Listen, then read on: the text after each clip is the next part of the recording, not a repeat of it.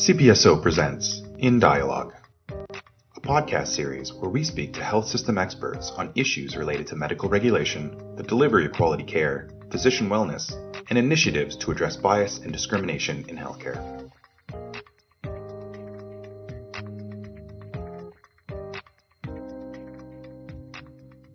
Hello, and thanks for joining us in Dialogue. My name is Dr. Sarah Reid. I'm a pediatric emergency physician working in Ottawa and a member of CPSO's Council. Today, we're delighted to be joined by clinician scientist Dr. Minna Woo. Dr. Woo is an endocrinologist, a professor in the Division of Endocrinology and Metabolism in U of T's Department of Medicine at Temerity Medicine, and holds appointments in the Departments of Immunology, Pharmacology and Toxicology, and the Institute of Medical Science. She just completed a 10-year term as Division Director of Endocrinology and Metabolism at the University Health Network, Mount Sinai Hospital, the Metabolism Group Lead at Toronto General Hospital's Research Institute, and most recently was appointed as the Director of U of T's Banting and Best Diabetes Centre for a 5-year term. Welcome, and thank you for taking the time to chat with us, Minna.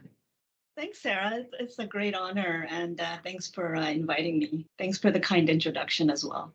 Well, when I reflect on your achievements, I think about how we have many women who are clinician scientists in Canada, but we still haven't achieved gender equity in leadership positions. So I wondered if you would start by just talking to us about your journey to leadership and how this has all transpired. Thanks for that great question. I was one of these people that never really sort of inspired or wanted to become a leader. In fact, that type of title or position intimidated me. And I guess when I was growing up, right? During my entire training, I've always had, men dominant, as you know, right? So there weren't that many women leaders to even aspire to or to seek mentorship from.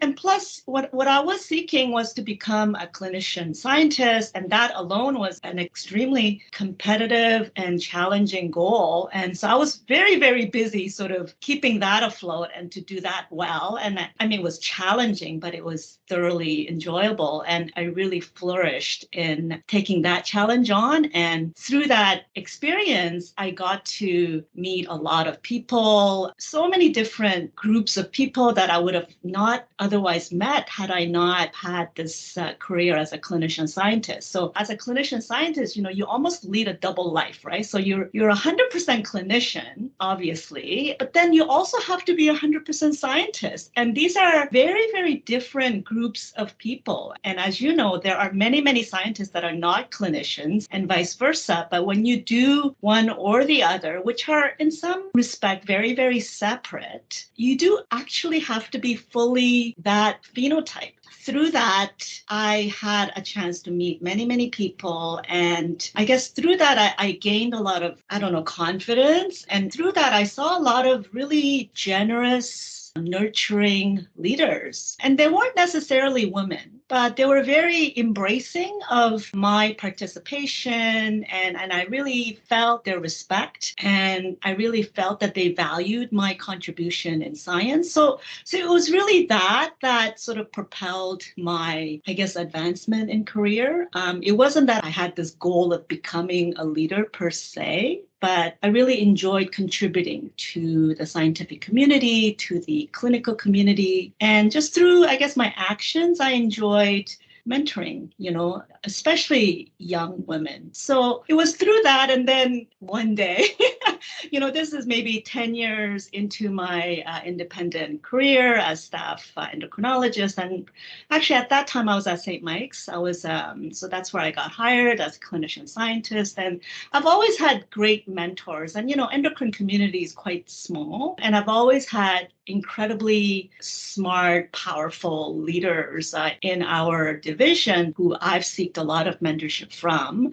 And they've always sort of, took me under their wing. And actually, most of them were men, but, they valued my accomplishments and they were always encouraging. And then one day they just gave me a phone call, and I'll still remember this. I was actually sitting with my kids at the dental office, and I got this phone call from Bernie Zinman, and he said, said, would you consider becoming a division director at the University Health Network? And I almost like fell over backwards because it wasn't even in my radar, right? I was very happy where I was in my research career. I might have just gotten promoted. And, so I was actually having a lot of fun doing what I always dreamt of, which was, doing science and being an endocrinologist. So I was thoroughly enjoying my career and my accomplishments, but becoming a division director or anything like that with a leadership title wasn't something that was in my radar at the time.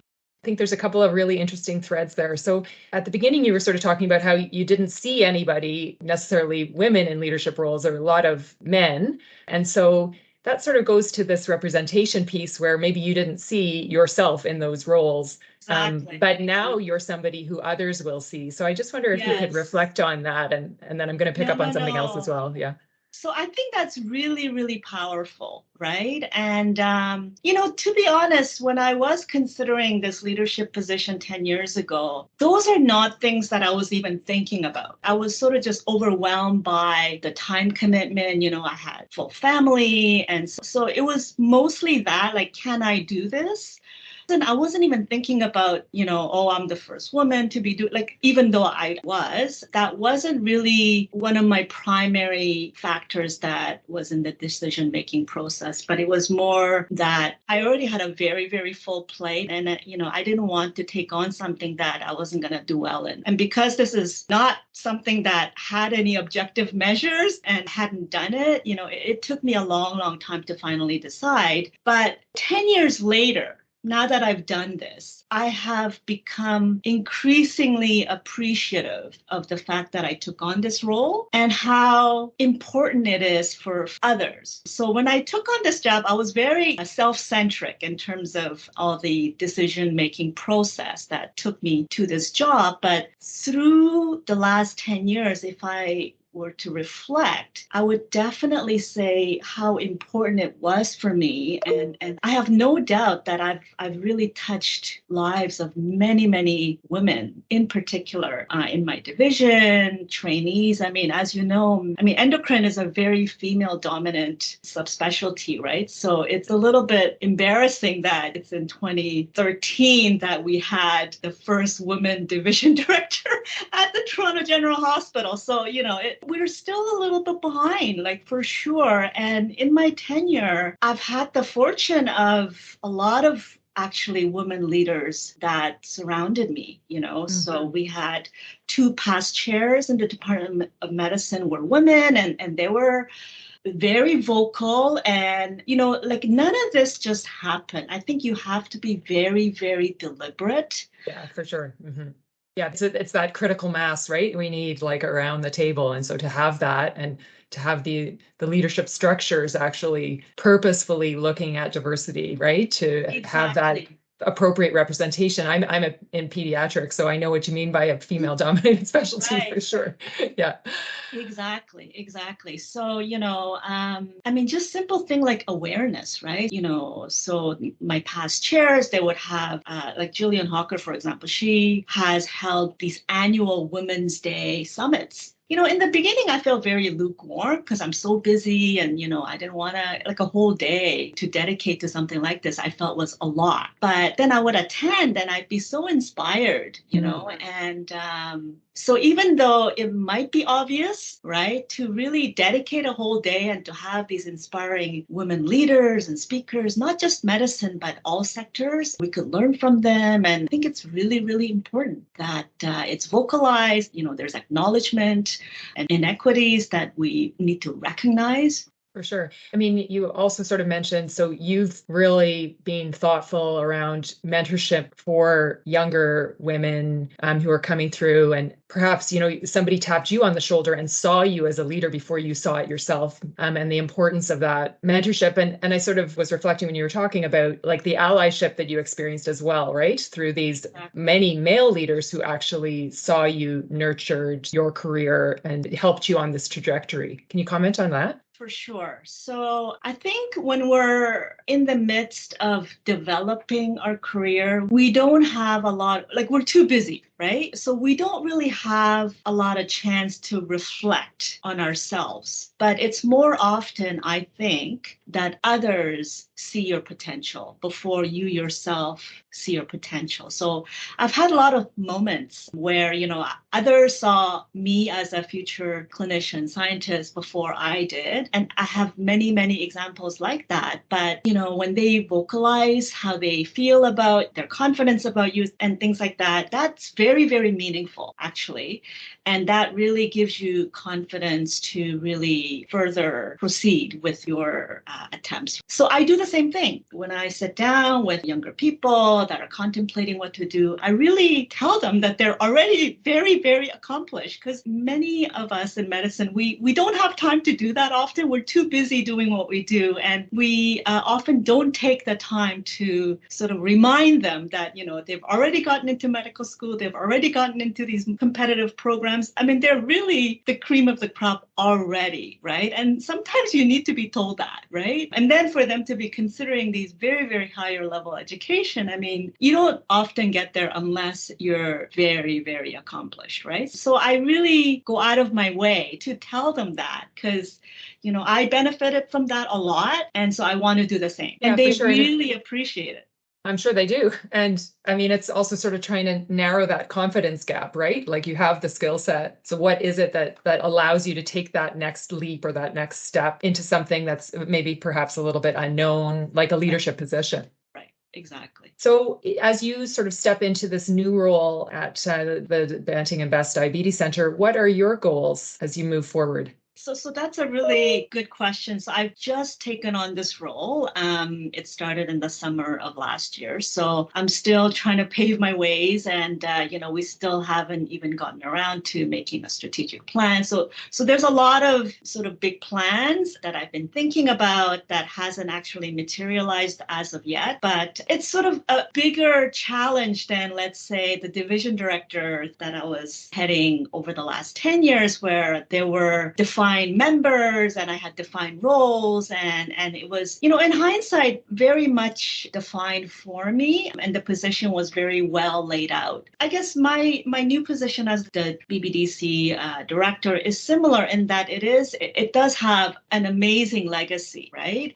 And the past directors that preceded me are people that I've looked up to, that have had incredible accomplishments and have grown the Banting and Best Diabetes Center to where it is today. And of course, it's on the helms of, the discovery of insulin in Toronto. And we just finished celebrating, 100-year anniversary of the discovery of insulin. So it does carry like a huge burden for me, actually. But at the same time, it's incredibly exciting. And the depth and breadth of this role compared to my division director role is, incomparable. It's in some ways limitless, right? And I'm very enthusiastic to take this to another level, right? To embrace this incredible advancements in science that's happening in the last decades, right? So we do need a little bit of renewal while sort of keeping the legacy going. So it's a very, very challenging prospect, but it's also very, very exciting. And I think this is sort of a platform where I can further embrace, to incorporate equity, diversity, and to make sure that this reaches more people. That's amazing. So, you go from division lead, where you're perhaps a lot of the time dealing with day-to-day issues around the functioning of your division and the clinical service, and you move into this other role, which is now really forging a future for this already well-established center, internationally renowned. But what does the future look like? And you put your stamp on that, and developing your strategic plan around what's the vision for this moving into the future. You're exercising a lot of different muscles there, but of course you have this foundational experience as a leader already. Yeah, it is very exciting. And it depends. And then it could also be very, very daunting as well, right? So how do you walk that line between exciting and daunting? I mean, it's sort of maybe at some point a little bit uncomfortable, but sort of stretching, or how does that feel? So I've been now a clinician scientist for over 20 years. And, my science has really grown and changed. And I would have never imagined 20 years ago what I'm doing today in terms of like the field that I'm in, but everything is changing. And I think that's what's so beautiful about medicine, right? That medicine incorporates so much, right? Almost everything, right? There's data science, there's psychology, it's just incredible. And the Banting and Best is a whole enterprise, but in some ways it does sort of follow the similar fundamentals of exploring and going beyond to new challenges. And the other thing is that I'm learning over the years, particularly through now interacting with women leaders that I now have more luxury of than before. And now, a lot of emerging women leaders are now younger than me, which is amazing, right? Like, I just love that. And I just find it very refreshing that they really embrace challenges and they look for ways to improve themselves. And there's always courses and there's other ways that you could do to learn. So I think that's really important, that there are solutions and there are teams and other people that you could learn from. So just using those resources that you have. I think it's important for us to reflect on the fact that for some, there's still sort of structural things that are in place that really lead women away from leadership positions, right? That there are barriers that many women still face. And I wonder if you could reflect on your experience in that respect. Your journey's been incredible, but I'm sure there were times when you thought, my gosh, what's the next step here? And I'm sure it hasn't been all sunshine and roses, but how do you overcome those barriers and how do you move forward? Right. So that's an incredibly important point. And I think it has to start with awareness. I must say, and maybe this was a blessing, sometimes when you're so focused on what you want to do, and let's say when you're in medical school, it's getting marks and getting courses and getting rotations and getting into programs. So when you're so focused, sometimes you don't have the luxury of time, or maybe it's my personality, I don't know, but I didn't really look around a lot. Whereas, as you get older and as you have these leadership positions, you have plenty more opportunities to look around. And you obviously, meet more people as well who are wise and they themselves are great leaders and you learn from them as well. So I think it's really important that you need to call out if there are things that are wrong. And when you're not younger, it's nothing to do with age, but if you're, let's say, in a more junior position, you may be more vulnerable and your career may be more on the line. And so you may be less inclined to speak up, even when there are sort of obvious injustices or whatever. But I think especially as a leader, so it almost is your duty now to call out when things are wrong. I think that's a huge responsibility as leaders to really make sure that there is fairness and there is transparency. And I think everybody's trying because, I don't recall there being this much proactive processes that are in place for leaders and for everybody else to really ensure that there are no biases. So I think we are all trying. Some people might call this lip service or whatever. And for some, it may be, right? But we got to start somewhere. I really do see that we are all trying, that most of us do have good intentions to move forward in a good direction. But, there are always challenges, right? And changes take time. But I'm inspired because already I've seen so much change, right? Yeah, I would have never imagined, right, that there would be so many women leaders and young women leaders. So I'm incredibly inspired by that. Yeah, exactly. I think our hope is that in the years to come, that becomes less extraordinary, right? And that it's just exactly. right. So that it's just embedded. It's just the way it is. There's equity. We see all different kinds of faces around the table, and it reflects our patient population. It reflects our communities, right? And that it becomes a little bit less notable, right? I think that's what we'd like to get to. For sure. But you know what? I think it's really happening. I mean, I'm very optimistic. So my son, who's now 23, when he was like JK or something 20 plus years ago, and I was arranging play dates, and I found out that the friend's mom was also a doctor.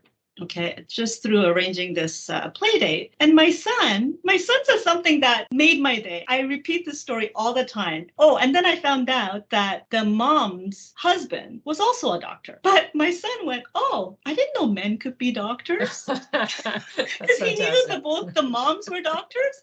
So I was floored by that comment, but I thought that was so refreshing. Oh, yeah. Representation matters for sure. That's fantastic. So for them, right? Like the two moms were doctors, and my husband's an engineer, so he thought that only moms were doctors. Oh my gosh, I love that so much. If you had to talk to your younger self, what advice would you give her as she's embarking on her STEM career? What would be the things that you would tell her now? Oh, I always parade around saying that I don't look back. And even when I talk to people that I mentor, I always say that whatever decision you make, because there's always decisions and choices, and I always say, whatever decision you make is the right one. This might sound a little off-putting, I don't know, but I don't look back very often. I'm incredibly happy and feel incredibly fortunate to have made all the choices. I mean, a lot of the choices, there's a lot of serendipity and other factors, but I never take any of my decisions lightly. I'm always of this mindset that I could never have too much advice. So I seek a lot of advice. I tap on a lot of people, but then once I make these choices, I rarely look back. So I don't know if I would change anything. I would just do whatever I've done because I'm thoroughly grateful and enjoying what I do. Well, that's incredible. And maybe I'll ask it this way. You've sort of already talked about how you mentor many young women in medicine. What's your best advice to them? It sounds like, I think your enthusiasm for the career is infectious. You've obviously really embraced the opportunities that came your way, and sort of, despite maybe feeling a bit uncomfortable, you still did it. And so that, I think, is food for thought for all of us to sort of try and see yourself in these, others see you there. So why not you, kind of thing. But what other, if you have some standard advice that you give these young women that you work with in terms of where they're going and how they see themselves? Yeah. So first of all, I think they do need to remind themselves once in a while that they're already so accomplished. And often they don't see that. So I think that's really important. And it is, I think, the responsibility of leaders to see that in them and to tell them and to share with them. I think as a leader, you really acknowledge that there's things you can do when you have a little bit more of a voice at the table, right? You can put into place these structures that embed equity. And that might be a good place for us to end. This podcast will launch on International Women's Day, and the theme this year is Embrace Equity. And so it sounds like you're, looking forward in terms of your new role at the Banting and Best Center, that is going to be part of your mandate. And how does this all look, and how do we kind of raise all the boats, right? Exactly. So I think particularly as a leader, you do need to be aware. And this is where, you do have, I guess, sort of the power to make sure that certain things are in place and processes are in place so that we reach these goals. Right? For sure. And it just can't be sort of tokenism, like, okay, we did our EDI thing, check the box. Exactly. Like, it actually has to be. Yeah, for sure. So lastly, is there anything else that you'd like to share about what it's like to be a woman in medicine? Your last thoughts for those young girls who are thinking about STEM and wondering if they have a place in these fields?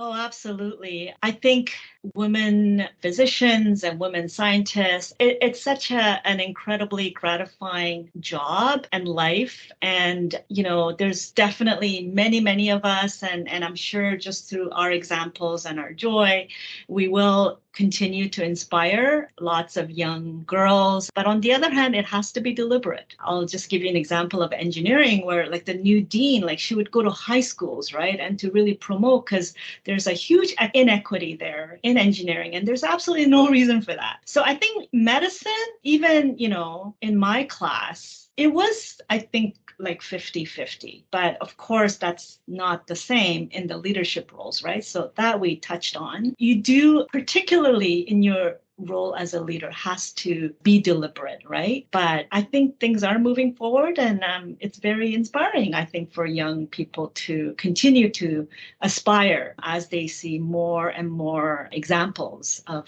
great women leaders. Well, that is a wonderful note to end on. Thanks so much for speaking with us today and sharing your journey, Minna. We wish you all the best in the future. Thank you so much. Thank you for joining us. Please visit CPSO Dialogue for more in-depth discussions about healthcare.